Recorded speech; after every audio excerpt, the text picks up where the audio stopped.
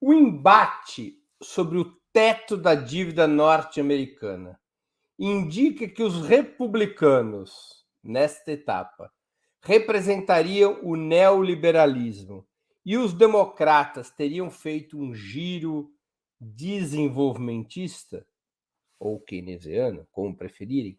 Biden seria o novo Franklin Roosevelt, como alguns setores chegaram a afirmar, até mesmo carimbando sua política econômica como revolucionária? Com a palavra, Mônica Bruckmann. Eu acho que não chega tanto não, Breno. O que eu vejo nesse embate entre republicanos e democratas é um embate partidário que tem, em grande medida, um componente que são as próximas eleições. Quer dizer, o que significaria para os republicanos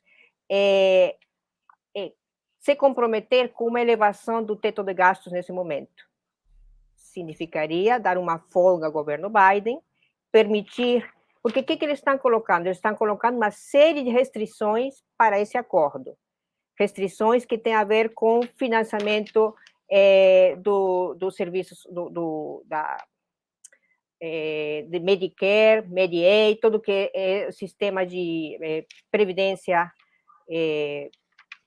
dos trabalhadores, todo que é financiamento de gasto em serviços médicos, investimentos chaves. Então, se eles retiram, condicionam a elevação do teto à diminuição desse tipo de gasto, certamente o governo Biden vai entrar no processo muito problemático de cara às próximas eleições.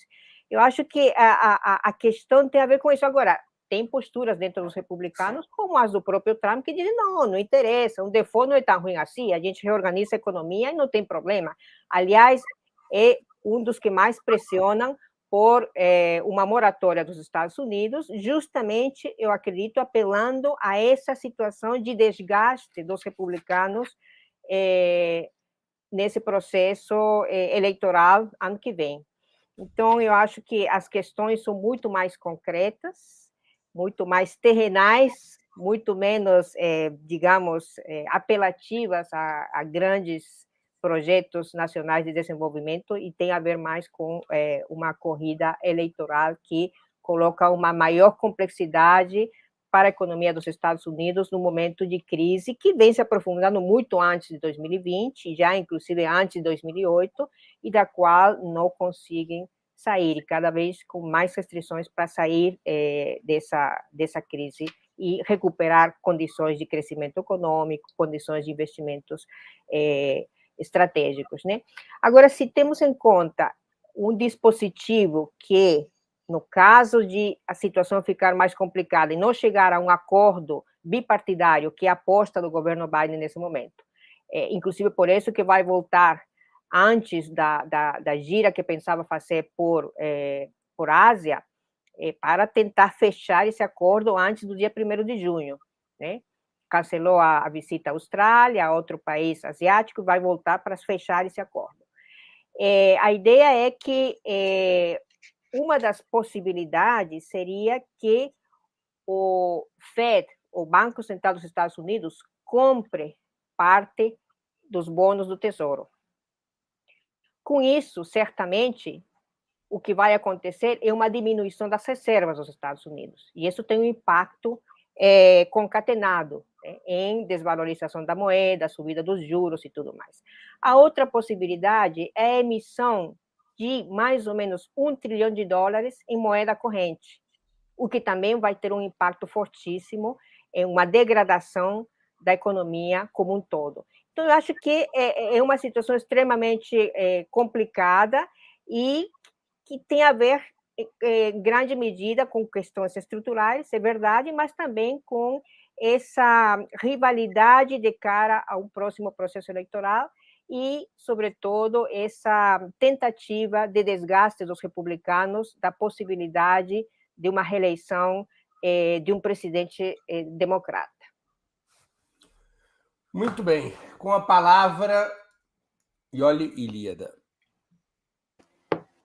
Bom, eu responderia essa pergunta lembrando que, durante o governo Trump, a trajetória da dívida foi tão ou até mais explosiva, e que o próprio Trump pediu várias vezes, teve que recorrer várias vezes a um pedido para aumentar o seu teto.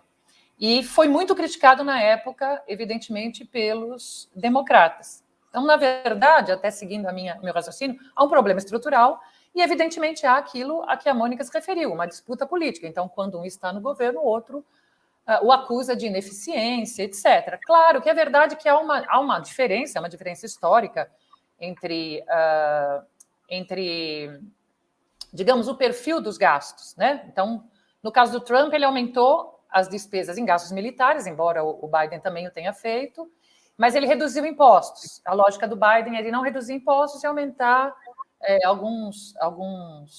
aquilo que eles chamam de seguridade social, enfim. Né? Há alguma diferença que é uma diferença histórica. Agora, ambos, os republicanos no governo também não têm se caracterizado por uma política de austeridade que tenha implicação na redução da trajetória da dívida. Isso não tem acontecido. O que acontece, eu acho importante frisar, né, porque há todo esse debate sobre se o Biden seria, se o Partido Democrata ou o Biden, especialmente, seria um representante do anti-neoliberalismo. O que acontece é que esse diagnóstico que nós fazemos aqui, que a gente vem fazendo já há algum tempo, nesse programa, eles também o fazem. Né? Eles também o fazem. Aliás, circulou entre nós uma avaliação que o Jake Sullivan, né, conselheiro de segurança nacional, fez no Brookings Institute, e que é muito interessante, porque ele diz exatamente isso que a gente está dizendo. Ele diz que aquele modelo acabou, que a China cresceu graças a isso. Ele faz uma espécie de crítica ao neoliberalismo no sentido do seu esgotamento, diz que isso acabou levando a China, que tem uma outra lógica, que é uma lógica de investimentos públicos no desenvolvimento, a ameaçar os Estados Unidos, que para os Estados Unidos competirem com a China, eles precisam começar, o Estado americano precisa jogar forte na economia, ou seja, é preciso que o Estado atue para reinternalizar a produção, reinternalizar principalmente a produção industrial, obviamente de alta tecnologia, etc., etc.